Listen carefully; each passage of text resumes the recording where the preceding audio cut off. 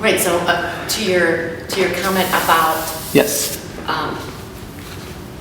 women being magical and every man is born from a woman, for this congressperson to say that maternity leave should not be part of healthcare was very short-sighted and very exclusionary. And why do you think that is? Because he was obviously born from a woman and he has sons who were born from a woman. It's just so exclusionary to say that. Yeah. And so that, I think, is shocking to see that in educated male society, our society. And then the other topic about respecting people and just listening. Friends of mine and I just got back from a big fun festival. We went to Coachella. Oh, in nice. California. It was awesome. So very fashion oriented. Wow. But on the way back, we were reading articles in a magazine, and one of them said, when you're speaking to someone and you maybe disagree with what they're saying, especially family, this friend of mine has lots of cousins, and you'll hear something outlandish or offensive, but they're part of your family. Yeah. One of the techniques they described was maybe just raise your hand and say, I find that interesting, or I find that a little offensive, and let's talk about it. Let's not make a big deal. Let's not ostracize you or the topic, but let's just say, I kind of disagree with that, or that could be offensive to someone. Yeah, I mean, that's important, because I feel that sometimes we don't take the time to listen. We just respond really quickly because of our feelings and our thoughts. Right. How was the experience? My son played on Sunday. At Coachella? At Coachella. So wow, when we that's did awesome. to take it back to how we met at the hideout, for the bread and soup and bread, the person next to you, James, he knows my son. Gotcha. And he went to high school with my son, and they're both musicians. Oh, I see. So James went back to DePaul, and my son is on tour. So they played Coachella with their band, Twin Peaks, and I took my two friends, and my daughter met me, and she has friends from California. We had a ball. It was great. That is awesome. Yeah. Very cool. To kind of take it back a tiny bit, if you want to kind of just state your name and where are you currently living? And then so my name is Gillian Goern, and I live near Wrigley Field. I've lived in Chicago since 1980, maybe 6, and I'm from Pittsburgh originally. And my husband's from here, and we've been married since 1988, and we have 3 children. And they're all in their 20s, and they all are gainfully employed. Nice. They've all gone to Chicago public schools, and they still live in Chicago. Wow. That's very... And my husband's family lives here. I have family in Pittsburgh still. So how did you end up in Chicago? And you were born in Pittsburgh? Or? I was born in Pittsburgh and lived there my whole life. And then I went to Boston University, and I met my husband there. He was from here. Okay. And then we went our own ways. I went to law school. He went back to Chicago to work, and we ended up getting back together and moving here. Why did you choose law school? Why did you take that? I chose law school because I loved learning about society and people, and I thought the laws are great. And you can't change laws from the top down. Like from the courts and things like that, you change it from the bottom up, and it's very social. I only worked in law for about 5 years, and then I stayed home for, maybe I mentioned this the other night, I stayed home for 25 years to raise my kids. That is awesome. Yeah. What was the decision that kind of made you take that path instead of instead of working? Yeah. For me, it was a part-time issue. I was trying to work part-time when my kids were born. And just comedy, like throwing the laundry in and putting the bleach in instead of the soap, and then it's all messed up, and running around and not being able to compartmentalize and not being able to budget my time. It was just too hard. And I didn't want to miss. I don't think it matters so much for my children. They would have been raised however. But for me, I wanted to spend that time with them. And my husband's job wouldn't let him stay home part-time. He would have to work 9 to 5 Monday through Friday. Gotcha. He was a real estate project manager, and he would have stayed home if he could have. So he loved being with the kids and spending lots of time as a family. So. That's very nice. I think you mentioned that if you think you would have continued to work that you think your kids would have turned out the same, you think, or you disagree? Well, I don't know. I just noticed that friends, so the two friends I went to Coachella with that I'm very close with, Okay. they both worked. And seeing their children, they have similar relationships to the ones I have, similar issues. Everybody has their issues. Yeah, yeah. And we share the same stories. Gotcha. And even friends of mine that don't have kids, they have their partner group, part of a family, cousins, relatives. So I don't think it matters whether or not you work. You're still doing something and contributing. Value in like raising your kids on your own, being I think there. so.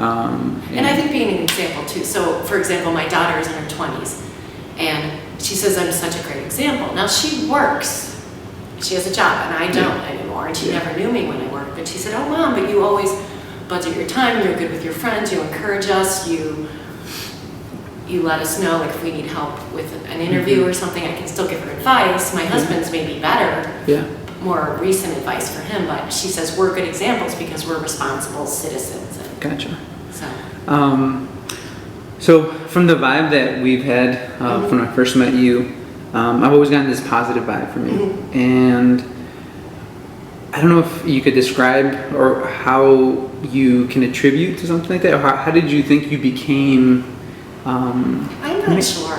You just it just kind of happened. It's sort of my personality. Your personality? A lot of people tell me it's the Gillian factor.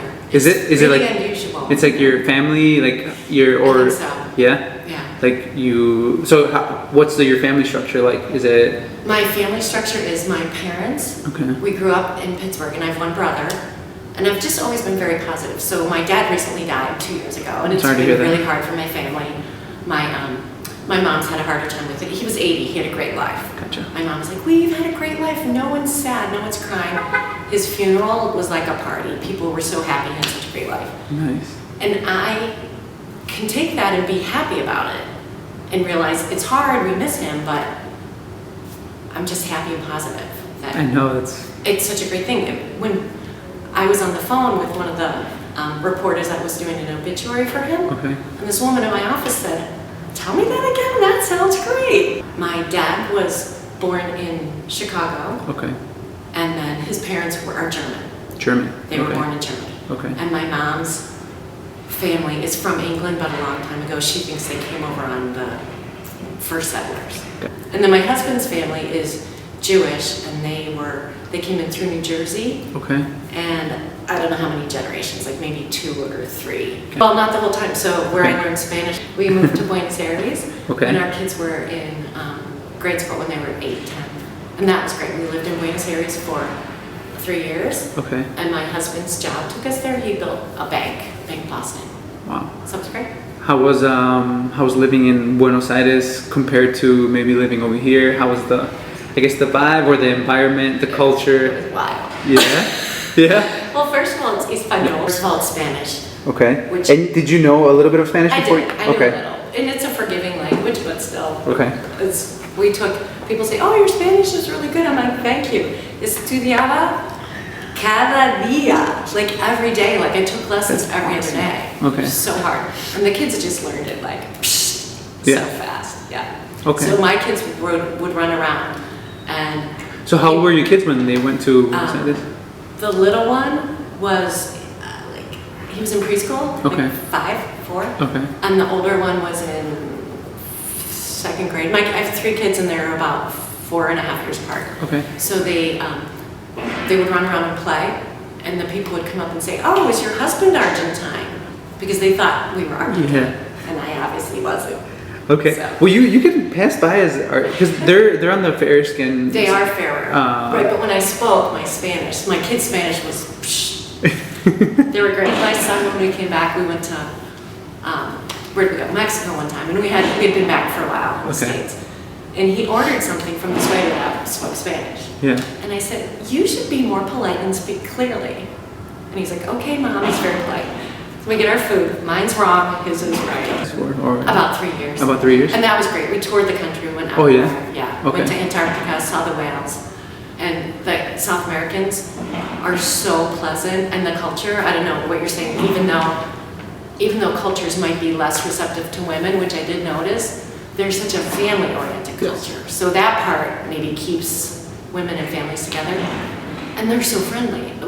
We might not be great for the environment, but we went to the south, and you can go on boats, and the kids could pet the whale. Like, there's No way. yeah, there's no, they're not trying to sell you a t-shirt. They're trying to let you know what life is The like. culture, around them. the Yeah. environment. Right. Yeah. That's very powerful. Oh, so with yoga, I've probably done it for maybe 20 Okay. years. And let me think. I wanted to learn more about the philosophy of yoga. I'm not a very spiritual person. Okay. And that might be why I think that I am so positive, because my life is here. I don't need to worry about the afterlife, because everything's gotcha. right here. I don't I have to gotcha. worry about some sort of wrath or hell or anything like Yeah. that. I'm just like in my circle.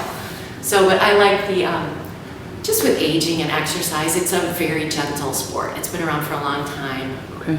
And it's a very positive overall body sport. It's not very competitive. You can make it competitive, Yeah. but you don't need. have to. You don't I'm need. not competitive. Okay.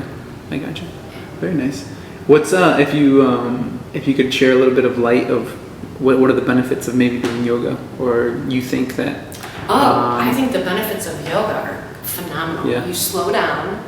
It's very diagnostic.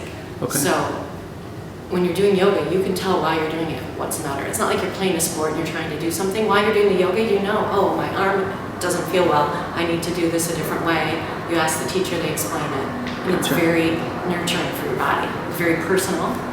And it's part of groups. So this yoga studio is like a family for a lot of people. A friend of mine recently had a stroke in her 40s, and she had worked at the desk. She comes here all the time now. They help with her therapy and Yoga View. Yoga View. Yoga Nice. View, and it's been around for a long time. Has it? It has. Okay. Yeah. The two people that founded it, they'd had other studios before, I think, and they founded this. Two guys. I think one's younger than me, one's a little, maybe about the same age. But yeah. Gotcha. My And favorite why? color is green.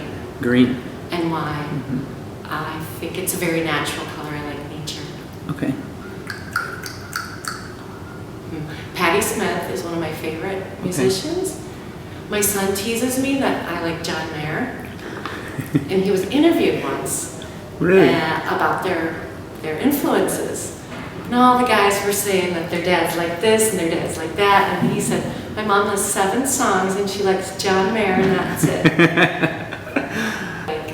As an artist, I like Christo, Okay. who does installations, art installations.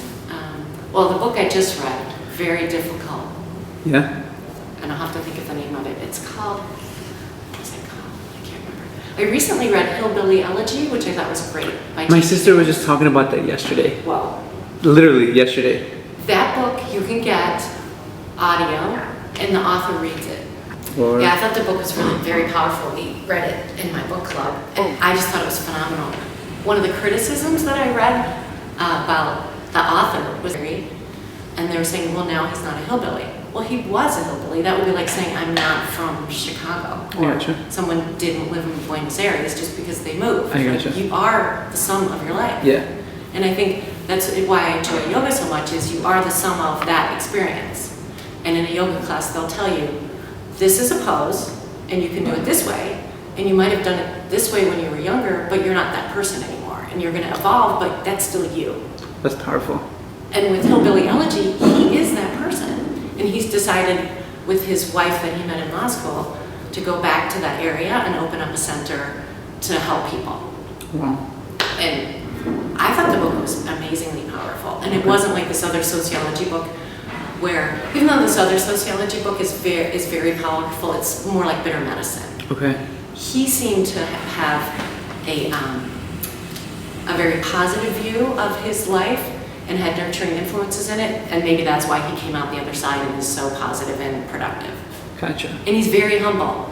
He says, I think in the introduction, I haven't really done anything except what I started out to do. I went into the military and I succeeded. I graduated from college. All I did was Continue to. I followed through on things, but that's pretty amazing given where I've come from and the people I know that haven't done that. So I think it was inspiring. Here is a great place to live. I think Chicago has a lot. I know that the Obama Center is being built here. Oh yeah. I didn't know that. Yeah, And my husband's working on the building for it. Really? Right. Where's the building located? In Hyde Park. So Wow. I think a lot of reason why Obama chose to come back and build that there, so the Obama Library, it's going to be more like a center, is because Chicago has all of those parts that the world has. They have immigration, they have crime, they have big city, urban, and they have, you know, downstate, Indiana, rural populations, it's the Midwest. But it's also very cultural here. I do think it's really important to travel and leave your bubble and go somewhere else. Yeah. When I lived in South America, in Buenos Aires, and I would say, oh, where are you from? Like you asked me, people would point and say, if we were at a cafe, they would point and say, oh, I live 2 blocks over there. That's where I'm from. Wow. And that's powerful too. Yeah. They're from a really strong family Yeah. unit. They were literally lived in that house. There's no mortgages, people don't move around. They're from there. Yeah, and I'm trying to think where else I could live. I think it's really important to travel. Like I just came Yeah. back from Coachella. My husband and I went to Alaska last summer. Oh, wow. That was phenomenal. I mean, it was great. And just to How was the food over there? we had the best. We went in August. We had the best. The salmon were so we got salmon from the fishermen. It was Jeez, great. I want to do that one day. And then we made sushi. Like we ate the raw. So good. Wow. It was great. That's Yeah, amazing. It was cool. Yeah. Very cool. So Alaska, you think would be your place to? You know, I really want the place I want to travel to. I don't know about moving. Or Really- travel, yeah. I travel's really fun. want to go to Iceland because I think that culture would be fascinating, and I love the cold. I love Yeah? the cold. So So you like the winter here, huh? I do. Man. I know.